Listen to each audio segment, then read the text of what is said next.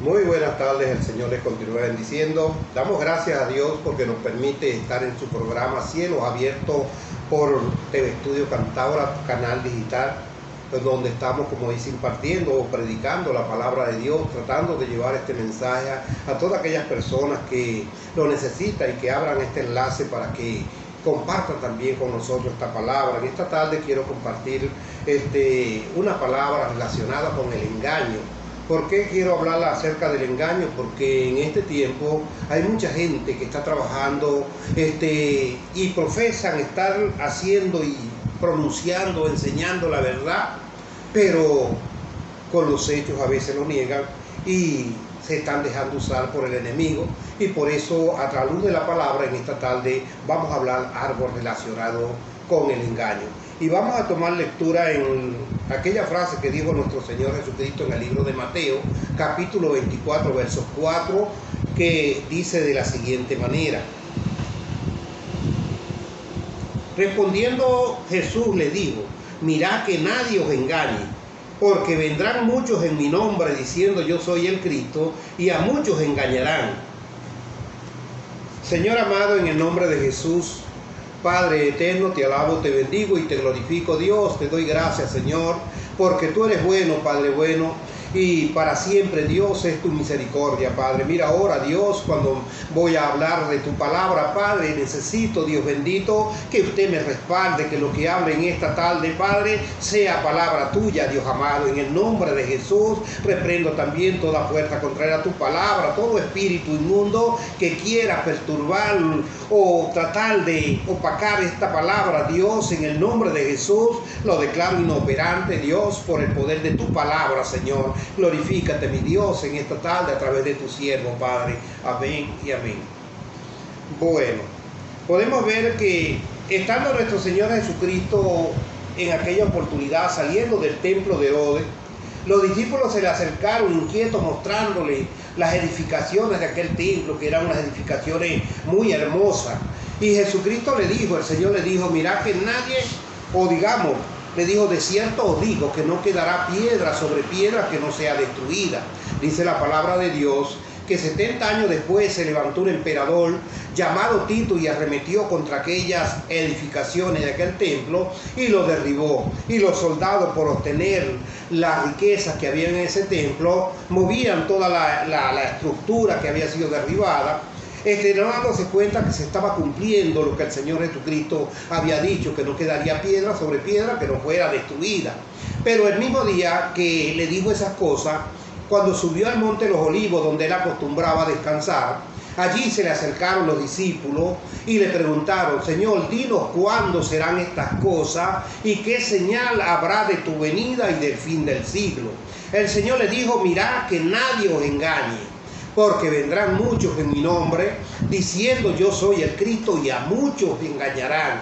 En este tiempo, amado hermano, amigo, que estás viendo este enlace, este programa, podemos ver a través de la palabra cómo está saliendo engañador, gente que está profesando estar en la verdad, pero con los hechos lo niegan. Y eso lo dijo Jesucristo, que vendrían muchos engañadores, gente enseñando una palabra la cual no tiene un fundamento en las Escrituras, y de eso nosotros debemos de tener cuidado. Por eso el Señor Jesucristo habló de que su pueblo había perecido por falta de conocimiento. ¿Por qué? Porque el pueblo de Dios se está poniendo quizás un poquito pesado para la lectura. Sin embargo, el Señor dijo en su palabra, escudriñad las Escrituras, porque a vosotros os parecéis que en ella tenéis la vida eterna, y ella es la que da testimonio de mí. En la Biblia conseguimos la forma de vida que Dios quiere que nosotros vivamos. Es la que nos habla cuál fue el propósito de la venida de nuestro Señor Jesucristo aquí en la tierra. Entonces, por eso debemos de escudriñarla, porque la Biblia es el manual del creyente. Igual como usted va a cualquier tienda y se compra un artículo y le entregan el manual del fabricante, así mismo Dios hizo el hombre y puso en sus manos el manual para que el hombre rija su vida a través de las Escrituras. Entonces podemos ver a través de la palabra que mucha gente está tratando de engañar, tratando de hacer algo podemos ver en las escrituras una porción en las escrituras donde cuando Josué salió, murió Moisés, y Josué le tocó la dirección del pueblo. Fue el pueblo el que tuvo que pasar el pueblo, el Jordán. Y Josué pasó el Jordán, porque Moisés lo que derrotó antes de pasar el Jordán fueron 2 reyes nada más.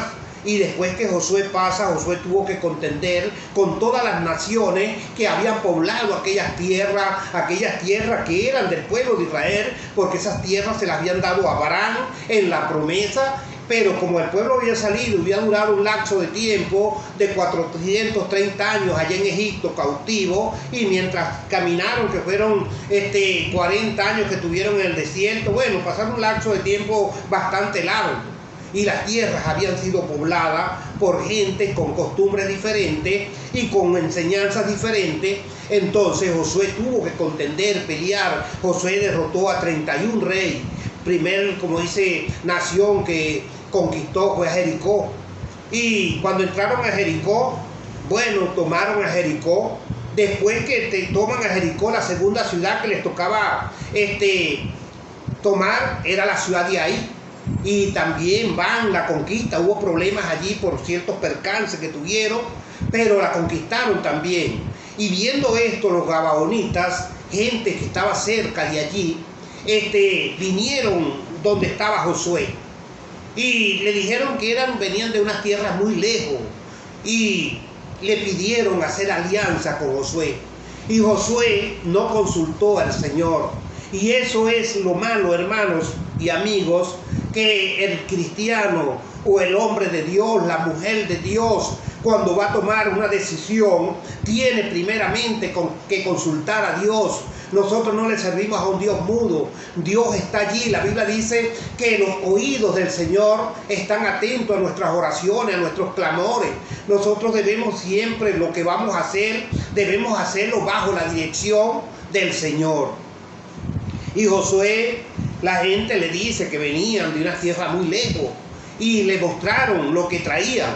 Les mostraron, como dice, los panes. Dice que estos panes los tomamos del horno, y los panes estaban oxidados. Vemos las vestimentas estaban harapientas. Los zapatos todos rotos, remendados. Y el vino, el odre, que estaba, como dice, ya roto. Y vemos, amado hermano, que esto es algo, el engaño con que vinieron esta gente, y Josué se dejó engañar juntamente con los príncipes, con los líderes. ¿Por qué? Porque no consultaron a Dios. Y le dijeron, bueno, ve el pan que traemos. ¿Qué significa el pan? Mira, el pan significa la palabra de Dios. Un pan que no, una enseñanza que podía contaminarlos. Podemos ver también las vestimentas en el cristiano, en el creyente, significan santidad, y la santidad no la tenían porque las ropas estaban harapientas. Los zapatos significan, como dice, calzado, los pies con el apresto del evangelio de la paz, y los zapatos estaban rotos, no estaban aptos para predicar la palabra. También hablan de los odres que se habían roto, no tenían vino, no estaban limpios con la sangre de nuestro Señor Jesucristo. Vemos el engaño, y después que Josué se enlazó con la palabra, ya no podía retractarse. Y cuando estos hombres se fueron, a los días, los reyes de las montañas no estaban contentos con la alianza que los gabaonitas habían hecho con el pueblo de Israel, y vinieron en contra de ellos, y tuvieron ellos que pelear esa batalla. Entonces vemos que ellos le piden a Josué que los auxiliara, que los socorriera, que no los dejara solo. Y Josué tuvo que subir y pelear esa batalla, una batalla que no le correspondía a él. ¿Pero por qué? Porque se dejó engañar, porque se dejó, como dice, se fue de las primeras. Nosotros los cristianos debemos de meditar bien cuando vamos a hacer cualquier alianza, y ver bien con quién la vamos a hacer, y antes de hacerla debemos de consultar a Dios, pedir la dirección del Señor. ¿Por qué? Por eso es que ahorita usted ve tantos desastres en las iglesias, tantas cosas caminando que no están caminando correctamente, no están caminando conforme a la palabra. ¿Por qué? Porque los hombres de Dios han perdido la visión, han perdido, como dice esa visión, de consultar con el Señor, de ir primeramente donde está el Señor para consultarlo, para entonces decidir lo que voy a hacer. Pero primeramente debemos de poner a Dios por delante. Dios no es un Dios mudo, Dios habla de 5 maneras. Dios le puede hablar, Dios te puede hablar a ti a través de su palabra, Dios te puede hablar con voz audible, Dios te puede hablar a través de un profeta, Dios te puede hablar a través de un sueño, y Dios te puede hablar con voz audible que usted la puede oír. Dios no es un Dios que te va a tener, como dice, en suspenso. No, tampoco es un Dios de confusión. Dios es un Dios que habla claro. Y vemos que Josué tuvo que subir porque se enlazó con la palabra, tuvo que pelear una batalla bastante fuerte y no le daba tiempo. Por eso Josué hace una oración allá, porque el día no le alcanzaba, y dijo: detente sol en Gabaón y tu luna en el valle de Acalón. Y dice que la luna y el sol se detuvieron obedeciendo la voz de un hombre. Y todavía Dios estaba allí y lo ayudó enviando granizo del cielo. Y dice la palabra de Dios que fueron los más los que mató el Señor del enemigo que los que mató Josué en toda la batalla que había tenido. Vemos en la palabra de Dios también, podemos ver un hombre, cuando el pueblo salió de Israel, cuando murió aquel rey llamado Salomón, había un hombre llamado Jeroboam, que era un trabajador de este rey. Era maestro de las obras del rey, pero como Salomón se desvió de los estatutos, las leyes de Dios, y se fue detrás de los ídolos, de las mujeres que tenía, entonces vino palabra de Dios donde dijo que le iba a quitar el reinado, pero de que no se lo iba a quitar en su reinado por amor al rey David, que se lo iba a quitar en el tiempo de Jeroboam, o de Roboam, que era el hijo de Salomón. Y cuando Salomón murió, entonces vinieron a consultarle al rey, el pueblo vino a consultarle al rey, y le pidieron que le disminuyera el yugo que tenía, porque el yugo que tenía era bastante fuerte. Las tribus tenían que mantener al rey, cada tribu lo mantenía un mes, la alimentación. Mira, en la mesa de Salomón en ese tiempo eran 23.000 kilos de harina diarios que tenían que llevar la tribu, aparte de 60 bueyes gordos, 100 ovejas, sin contar los corzos y las aves gordas. Además de eso, Salomón tenía una caballeriza donde tenía 40.000 caballos, tenía 12.000 jinetes, y todo eso lo mantenía esas tribus. Por eso ellos vienen donde está Roboam y le dice que le disminuyera la carga, el yugo que tenían. Y entonces él le dijo, bueno, que vinieran entre 3 días. Y entonces también consultó. Él consultó con los ancianos le dijeron que sí, que disminuyera el yugo para que este pueblo le sirviera tranquilo. Y él consultó también a los jóvenes con los cuales él se había criado. Dice la palabra que los jóvenes le dijeron: un hombre, cuando venga el pueblo le vas a decir que el dedo más pequeño de tu mano es más grueso que los lomos de tu padre, que tu padre los castigó con vara, pero que tú los vas a castigar con escorpiones. Y dice que cuando vinieron a consultarlo, le dijo él esas palabras: mi padre los castigó con vara, yo los voy a castigar con escorpiones. Y le dijo que le iba, en vez de disminuir el yugo, se lo iba a aumentar. Y allí el pueblo dijo: ¿qué tenemos nosotros con el hijo de Isaí? O digamos con la tribu de Judá. Y se esparcieron. Y allí él se quedó solamente con una tribu, con la tribu de Judá. Pero el otro rey, Jeroboam, se quedó con las demás tribus. Y este hombre hizo, Jeroboam, por miedo de que el pueblo descendiera a Jerusalén a consultar allá al altar de Dios, él se hizo 2 becerros y los puso, ¿para qué? Para que el pueblo adorara, y le dijo: estos fueron los dioses que te sacaron de Egipto. Y el pueblo se sumergió en la idolatría. Jeroboam preparó sacerdotes para que administraran en esos altares. Y allí Dios levantó un hombre. La Biblia lo habla del profeta de Judá. Dice que este hombre fue allá a Betel y cuando llegó allá le dio palabra y le dijo: así dice Jehová, de la tribu de la descendencia de David va a nacer un hombre llamado Josías, que sobre estos altares va a quemar los huesos de estos profetas. Y dice: y esta es la señal, que este altar se va a romper y la ceniza se va a desparramar. Y así aconteció. El profeta o el rey extendió la mano y pidió que lo detuviera. Dijo: préndanlo. Pero cuando extendió la mano se le quedó tiesa.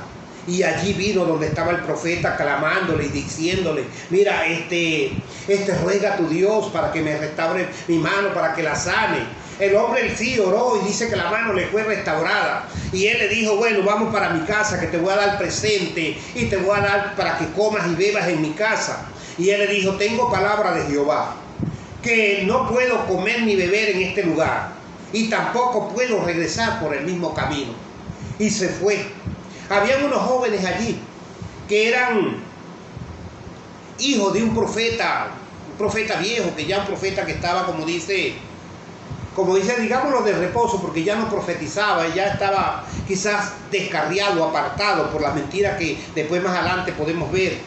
Y dice que cuando estos jóvenes llegaron a la casa, le contaron a su padre lo que habían visto. Y él preguntó, el anciano preguntó: ¿y por dónde se fue el profeta?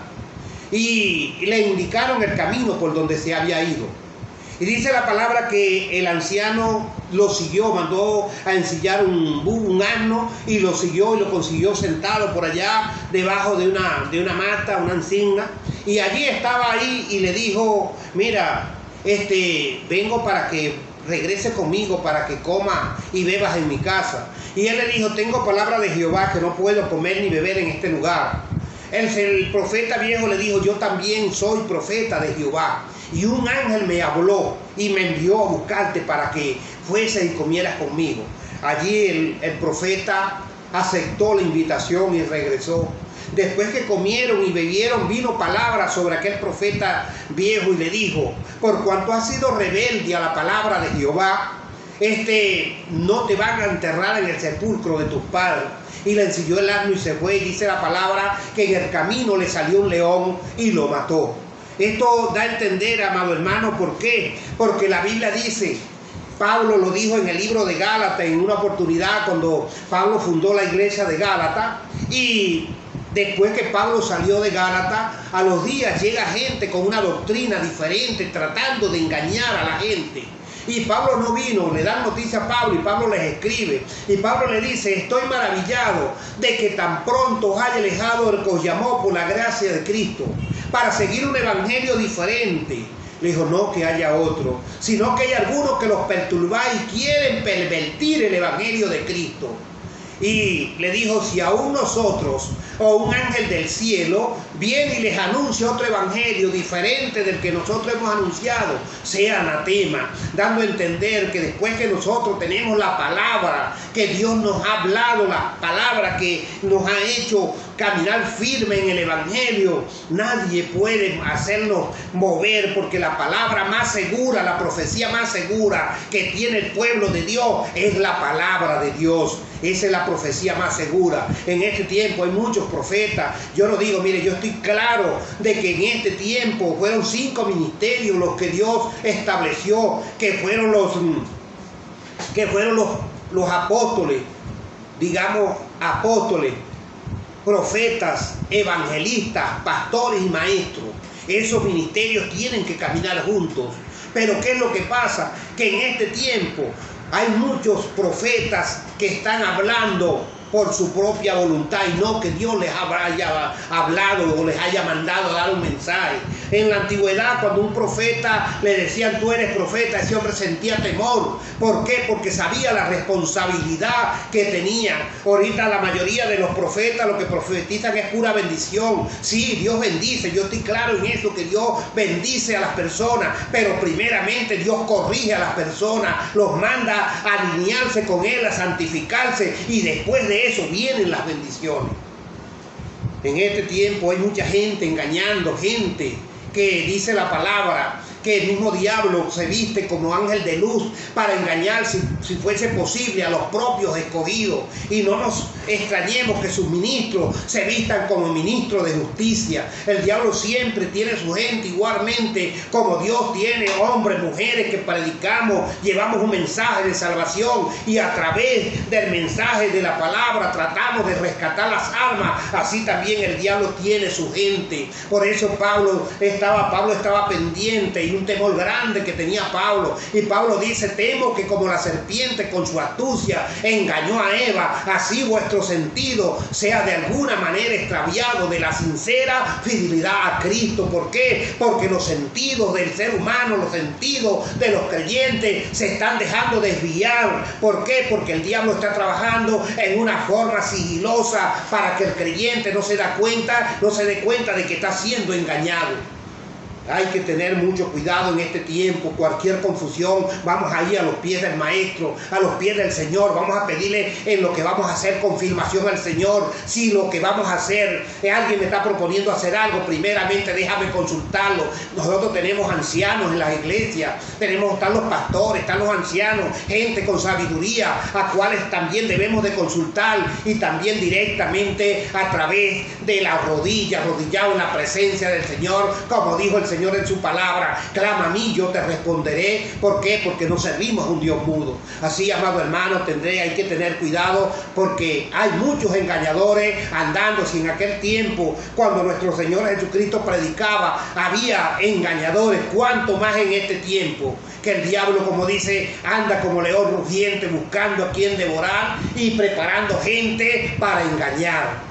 Por eso el cristiano tiene que tener mucho cuidado con lo que va a hacer. ¿Por qué? Porque estamos viviendo los últimos tiempos donde el diablo anda desesperado.